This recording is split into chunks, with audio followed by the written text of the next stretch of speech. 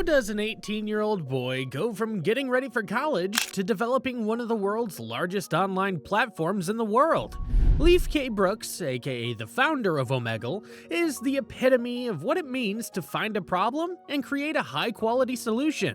But there is more to this story than meets the eye, because beneath the surface of Omegle lies a sinister reality that will rock you to your core.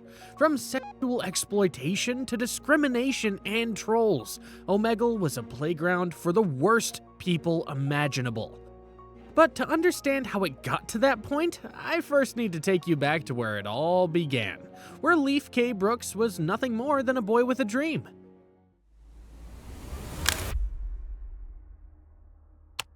Brooks was born on January 12, 1991 in Vermont, USA. From an early age, he demonstrated a passion for programming and building websites that was nurtured by his father. During this time, Brooks also noticed that people were friends with others based on common interests. And this troubled Brooks, as he believed if common interest was the only basis for friendship, it would lead to an echo chamber and what he described as a pretty stagnant life. So he set out to create his own social media platform that was a melting pot of different people interacting with each other. One of his earliest projects in building his platform involved a chat-based program that encountered the same error over and over again from a third-party service. He decided to name this error Code Omega. This project and the codename ultimately led to a new project and the launch of Omegle in March 2009. Brooks was only 18 years old at the time, but he rapidly scaled the website. In fact, within just a month of its launch, the site achieved 150,000 page views, a monumental figure for the time. Some believed he was destined for greatness, while others questioned if a boy that young could handle the weight of such a meteoric rise. At first, the platform was a simple online chat service connecting random people across the globe to chat with one another.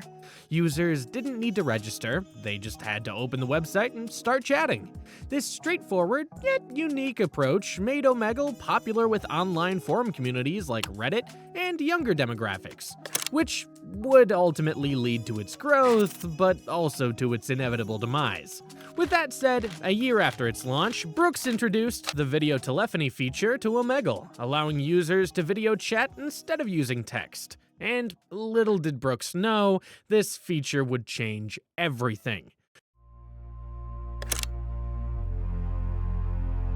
For every bit of success Omegle saw in its early years, there were two counts of controversy. The problem was that there was no way to filter out nudity, which resulted in a large number of minors being exposed to sexually explicit content, as well as people committing self-harm. Alongside that, Omegle was also prone to various other kinds of online abuse, like grooming, cyberbullying, and racism. In 2010, Brooks himself expressed disappointment over the sexual content on the site, noting the lack of a broadcast delay to prevent minors from viewing harmful material. Now, you would assume that this would result in an age gate being put on the website.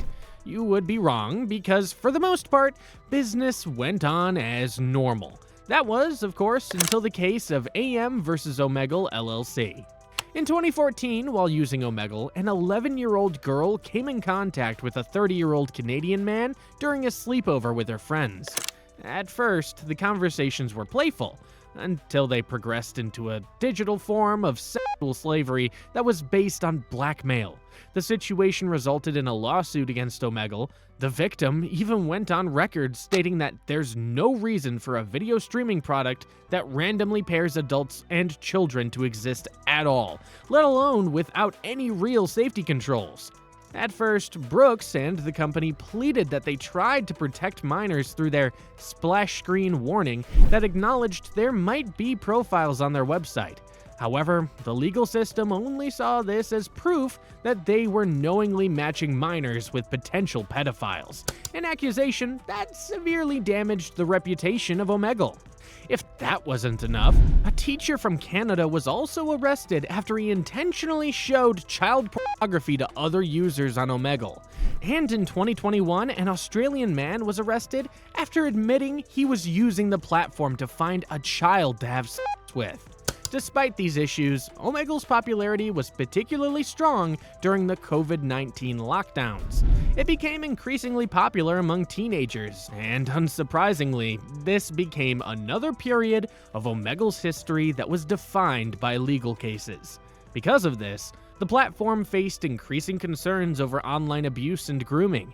What started as a simple way for users to interact with one another had quickly turned into a disturbing nightmare.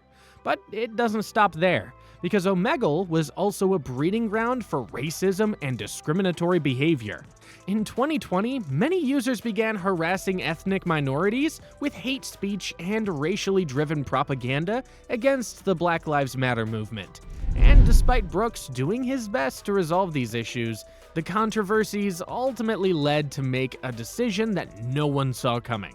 On November 8th, 2023, Brooks announced the decision to shut down the website due to difficulties such as online exploitation of children and attacks on communication services. At the time of its closure, the company faced a $22 million lawsuit over the child sex exploitation case. During the 14-year lifespan of Omegle, it faced an onslaught of controversy and charges ranging from discrimination to trolling and everything in between.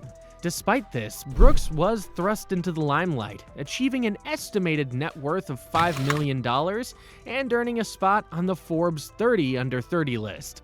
Beyond Omegle, K. Brooks even went on to co-found an online education community called Brighton, which was later acquired by Udemy. But despite his success, he will forever be known as the man who started with noble intentions, but ended up creating one of the most toxic platforms in history.